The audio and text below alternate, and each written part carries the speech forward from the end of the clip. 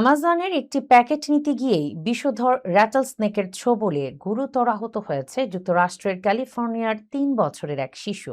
মুহূর্তেই আনন্দের পরিবেশ পরিণত হয় আতঙ্কে। একাধিক ডোজ অ্যান্টিভেনাম ও আইসিইউ চিকিৎসার পর এখন ধীরে ধীরে সুস্থ হচ্ছে সে। তবে চিকিৎসার ব্যয় মেটাতে বড় সংকটে পড়েছে শিশুটির পরিবার।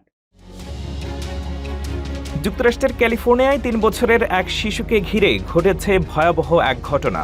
উপহার নিতে ছুটে গিয়ে অ্যামাজনের একটি প্যাকেটের নিচে লুকিয়ে থাকা বিষধর র্যাটল স্নেকের ছোবলে শিকার হয়েছে ছোট্ট অ্যাডি। ঘটনাটি ঘটে সান্তা ক্লারিটায়। শিশুটির বাবা ম্যানুয়েল বারাহাস জানান, একটি অ্যামাজন প্যাকেট থেকে উপহার নিতে আনন্দের সঙ্গে দৌড়ে যাচ্ছিল অ্যাডি, কিন্তু প্যাকেটটির নিচে যে সাউদার্ন প্যাসিফিক র্যাটল স্নেক লুকিয়েছিল তা কেউ বুঝতে পারেনি। মুহূর্তের মধ্যেই সাপটি শিশুটির বাম হাতে ছোবল দেয়। অ্যাডির মা লিন দ্রুত তাকে নিয়ে কাছের একটি মুদি দোকানের পার্কিং লটে যান।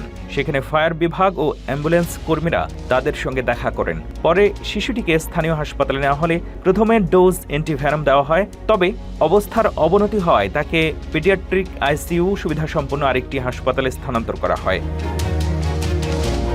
শিশুটিকে বাঁচাতে আরও ২ ডোজ অ্যান্টিভেনাম দিতে হয়। হাসপাতালে টানা ২ রাত চিকিৎসাধীন থাকার পর এখন ধীরে ধীরে সুস্থ হয়ে উঠছে অ্যাডি। তবে এই দুর্ঘটনার পর পরিবারটি পড়েছে বড় ধরনের আর্থিক সংকটে। চিকিৎসার খরচ, অ্যান্টিভেনাম এবং পিডিয়াট্রিক আইসিইউর ব্যয় মেটাতে হিমশিম খাচ্ছে পরিবারটি।